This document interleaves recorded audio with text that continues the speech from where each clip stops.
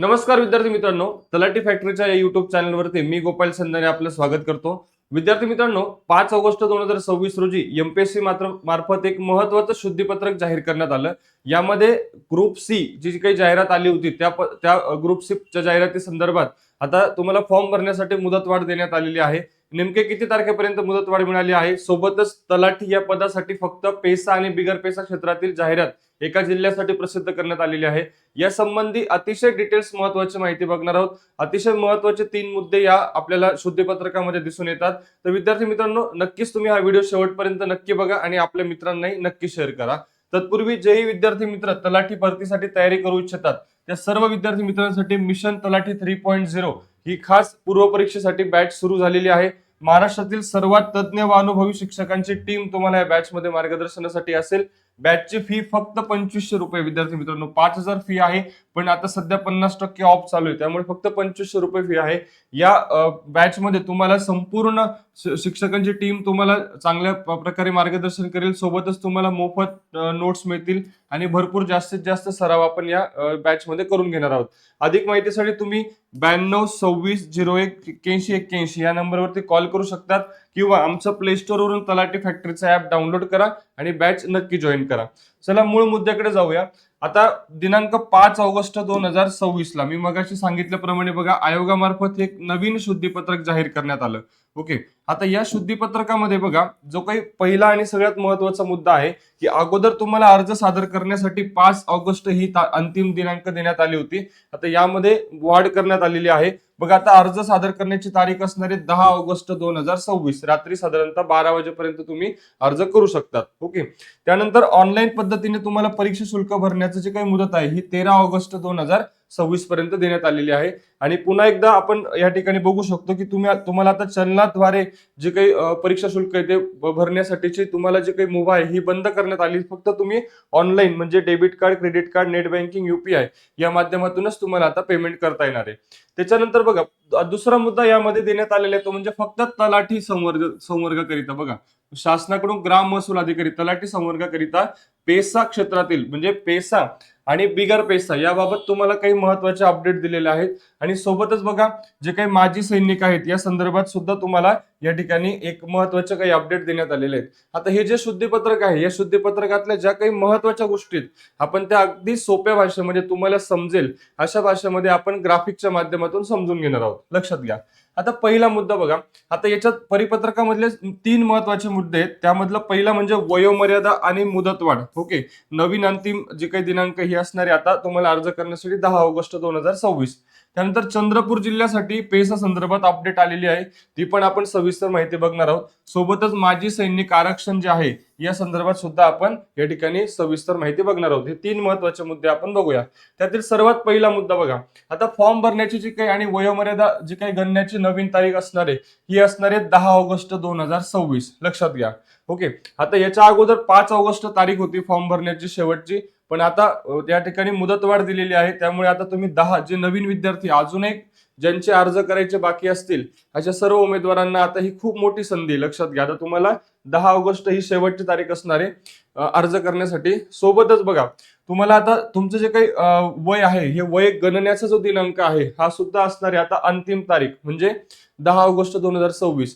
यापूर्वी 5 ऑगस्ट होता, आता ते 5 दिवस वाढून 10 ऑगस्ट करण्यात आली. लक्षात घ्या, म्हणजे आता 5 दिवसामध्ये सुद्धा जे विद्यार्थी वयामध्ये बसतात ते त्यांचे सुद्धा अर्ज आता या ठिकाणी सादर ते करू शकतात. लक्षात घ्या, आता 5 दिवसामध्ये खूप काही बदल होऊ शकतो. अर्जांची संख्या नक्कीच वाढू शकते. बघा, तुम्हाला अतिरिक्त 5 दिवस मिळाले आहेत. सर्व उमेदवारांसाठी नवीन आणि जुने वयोमर्यादा याच तारखेपर्यंत ग्राह्य धरली जाईल. या वाढलेल्या दिवसात स्पर्धकांची संख्या सुद्धा वाढू शकते. म्हणजे 5 दिवसात जे काही ज्यांचं वय बसतंय असे अनेक विद्यार्थी मित्र आता या पदासाठी अर्ज करू शकतात, या जाहिरातीसाठी अर्ज करू शकतात. ओके, आता दुसरा महत्वाचा मुद्दा आपण बघूया. आता चंद्रपूर जिल्ह्यासाठीची जी काही अपडेट आलेली, विशेष अपडेट आलेली बघा, फक्त आता जी काही जाहिरात देण्यात आली ही फक्त चंद्रपूर जिल्ह्यासाठी देण्यात आलेली आहे. पेसा आणि बिगर पेसा. आता पेसा आणि बिगर पेसा म्हणजे काय बघा, पेसा जे काही चंद्रपूर जिल्हा आहे या चंद्रपूर जिल्ह्यामध्ये जी काही पेसा ज्याच्या जागा आहेत या फक्त अनुसूचित जमातीकरिता म्हणजे एसटी कॅटेगरीच्या उमेदवारांकरिता त्या ठिकाणी राखीव करण्यात येतात. आता त्यात सुद्धा तुम्हाला रहिवासी जो वास्तव्याचा जो काही दिनांक आहे ओके ती पण देण्यात आलेली आहे. लक्षात घ्या. बघा, शासनाकडे चंद्रपूर जिल्ह्यासाठी पेसा क्षेत्रातील अनुसूचित जमातीच्या म्हणजे एसटी पदांची मागणी प्राप्त झालेली आहे आणि त्याच अनुषंगाने बघा आता फक्त चंद्रपूर जिल्ह्यासाठी झालेला आहे, त्याच्यामुळे तुम्हाला अतिशय सविस्तरपणे या जाहिरातीमध्ये तुम्हाला फक्त चंद्रपूर जिल्ह्याचाच उल्लेख केलेला आहे, लक्षात घ्या. मग आता चंद्रपूर जिल्ह्यामध्ये दोन भाग झाले, एक म्हणजे पेसा पदे आणि दुसरी म्हणजे बिगर पेसा पदे, लक्षात घ्या. ओके, आता पेसा पदे जे आहेत हे केवळ स्थानिक आणि पात्र उमेदवारांसाठीच राखीव असणार आहेत पेसा पदे, आणि बिगर पेसा पदे जे आहेत ही मेरिटनुसार सर्व जिल्ह्यांच्या उमेदवारांसाठी खुली असणार आहे. म्हणजे आता चंद्रपूर जिल्ह्यासाठी दोन आपण ज्याला क्षेत्र म्हणू शकतो की तलाठी, फक्त तलाठीसाठी, मी पुन्हा एकदा रिपीट करतो, बाकी कुठल्याही पदासाठी नाही, फक्त तलाठीसाठी अपडेट आलेली आहे. मग तिथे आता पेसा क्षेत्रातील जे काही पद आहेत राखीव, त्यासाठी तिथला स्थानिक एसटी कॅटेगरीतील विद्यार्थीच त्या ठिकाणी अप्लाय करू शकतो आणि बिगर पेसा क्षेत्रामध्ये कोणी इतर जिल्ह्यामधले सुद्धा तुम्ही अर्ज करू शकता. ओके, पुढे बघा आता पेसा विरुद्ध बिगर पेसा याचा डिफरन्स काय लक्षात घ्या, थोडक्यात समजून घ्या, बऱ्याच विद्यार्थ्यांना माहिती नाही. आता बघा अर्ज कोण करू शकतं, आता पेसा आणि इकडे बिगर पेसा. ओके, आता अर्ज कोण करू शकतं, फक्त चंद्रपूरचे स्थानिक एसटी अनुसूचित जमातीचेच उमेदवार इथे अर्ज करू शकतात, लक्षात घ्या. आणि बिगर पेसामध्ये महाराष्ट्रातील कोणत्याही जिल्ह्याचे उमेदवार अर्ज करू शकतात, लक्षात घ्या. ओके, पुढे वास्तव्याची अट आहे, हे सर्वात महत्वाचे. बघा वास्तव्याची अट 26 जानेवारी 1950 पासूनचे सलग वास्तव्य तुम्हाला त्या ठिकाणी अनिवार्य आहे. जे पेसा अंतर्गत जे विद्यार्थी त्या पदांसाठी तुम्ही लाभ घेऊ इच्छितात त्या विद्यार्थ्यांकडे आता याचं तुम्हाला डॉक्युमेंट पण लागणार आहे बघा, म्हणजे तुम्हाला प्रूफ पण द्यावं लागणार आहे. तुम्ही म्हणताय की आम्ही 1950 पासून स्थानिक रहिवासी आहोत, एसटी कॅटेगरी मधले आहोत, अगदी मान्य आहे, पण याचा पुरावा सुद्धा तुम्हाला द्यावा लागणार आहे. मग तो पुरावा कसा काढायचा हे पण मी तुम्हाला सांगतो. बघा आता 26 जानेवारी 1950 पासूनचे सलग वास्तव्य अनिवार्य आहे पेसा क्षेत्रासाठी, आणि बिगर पेसासाठी अशी कोणतीही अट नाहीये, लक्षात घ्या. पुढे आता स्पर्धा कशी असणार आहे, तो पेसा क्षेत्रामध्ये फक्त स्थानिक पेसा उमेदवारांमध्ये स्पर्धा असणार आहे आणि बिगर पेसामध्ये मेरिटनुसार सर्वांसाठी ही खुली स्पर्धा असणार आहे. ओके, ही माहिती बघा, बिगर पेसा आणि पेसा यामधला फरक आपण थोडक्यात या ठिकाणी समजून घेतला. आता पुढे बघा, आता पेसा पात्रतेच्या कठोर अटी तुम्ही पात्र आहात का. ओके, आता हे पात्र असाल तर जुन्या उमेदवारांनी फॉर्म भरताना काय करायचं, नवीन उमेदवारांनी काय करायचंय हे पण गोष्टी लक्षात घ्या. आता तुम्हाला जी काही प्रोफाईल आहे मी पुढे दाखवतोच, तुम्हाला काही प्रश्न विचारले जातील. तुम्ही अनुसूचित जमातीचे एसटी आदिवासी उमेदवार आहात का, होय असाल तर तुम्हाला पुढे बघा तुम्ही किंवा तुमचे वैवाहिक साथीदार, माता पिता, आजी आजोबा चंद्रपूर पेसा क्षेत्रात राहता का. दुसरा महत्वाचा प्रश्न, होय तसंही असेल. पुढचा तिसरा महत्वाचा प्रश्न, हे वास्तव्य 26 जानेवारी 1950 पासूनचे सलग आहे का, होय असेल तर तिन्ही उत्तरे जर होय असलीस तर तुम्ही पेसासाठी पात्र आहात, हे लक्षात घ्या. म्हणजे आपण या स्लाइडच्या माध्यमातून हे समजून घेतलं की तुम्ही पेसासाठी पात्र आहात का.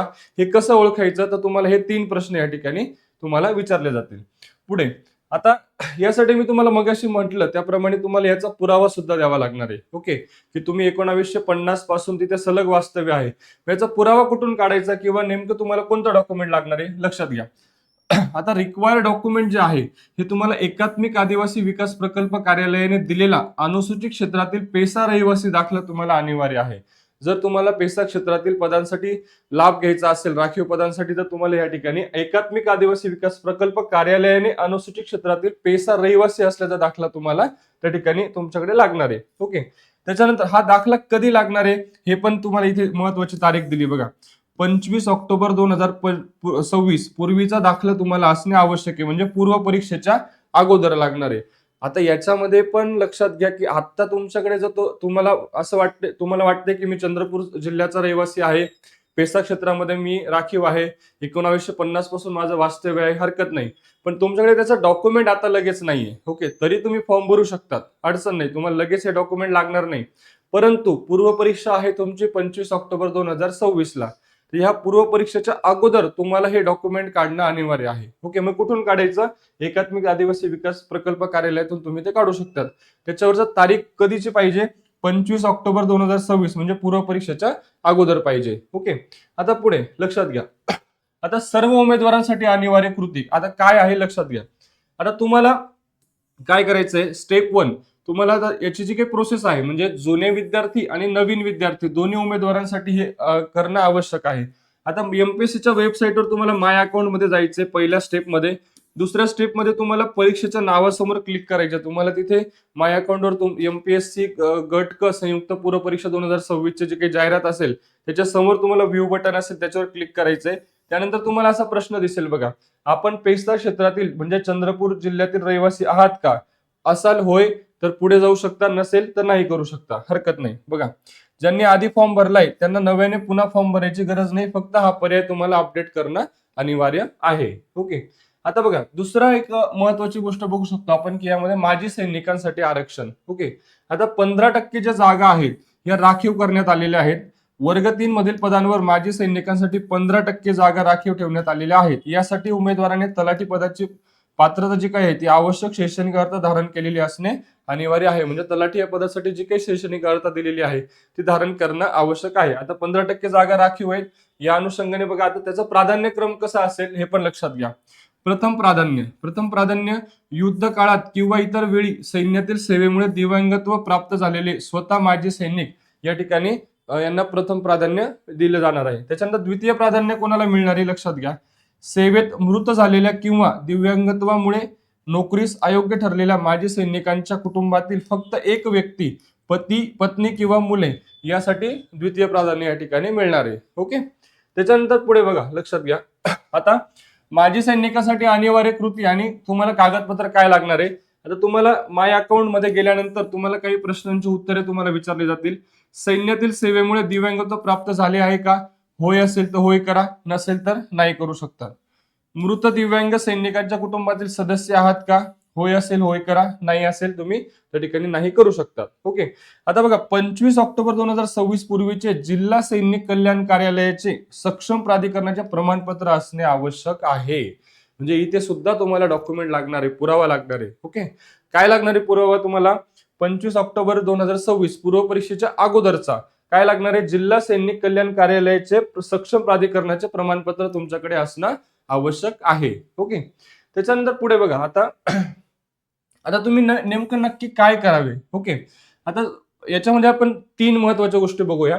सर्वसाधारण उमेदवार, ओके, यांनी काय करायचं? 10 ऑगस्ट पूर्वी तुम्हाला फॉर्म भरायचा आहे. ज्यांनी अजूनही फॉर्म भरला नसेल त्यांनी नक्कीच, आता ही खूप चांगली संधी आपण ज्याला म्हणू शकतो, तर नक्की तुम्ही 10 ऑगस्ट पूर्वी फॉर्म भरा. माय अकाउंट मध्ये जाऊन तुम्ही पेसा प्रश्नाला नाही सिलेक्ट करा, कारण तुम्ही पेसा क्षेत्रामध्ये नाही आहेत, लक्षात घ्या. पेसा उमेदवारांनी काय करायचंय? माय अकाउंट मध्ये पेसा प्रश्नाला होय सिलेक्ट करायचंय आणि 25 ऑक्टोबर पूर्वीचा प्रकल्प कार्यालयाचा दाखला तुम्हाला काढून ठेवायचा आहे. ओके. तिसरं, माजी सैनिक उमेदवारांनी काय करायचंय? आता ही जे अपडेट आहे हे आपण काल जे 5 ऑगस्टला जे शुद्धीपत्रक आलं त्या अनुषंगाने आपण हे अपडेट बघतोय. माजी सैनिक असाल तुम्ही समजा, तर माय अकाउंट मध्ये तुम्हाला दिव्यांगत्व, कुटुंब प्रश्नांची उत्तरे द्यायची आहेत आणि 25 ऑक्टोबर पूर्वीचं सैनिक कल्याण प्रमाणपत्र तुम्हाला त्या ठिकाणी प्राधिकरणाचं काढून ठेवायचंय. ओके. ह्या 3 गोष्टी लक्षात घ्या.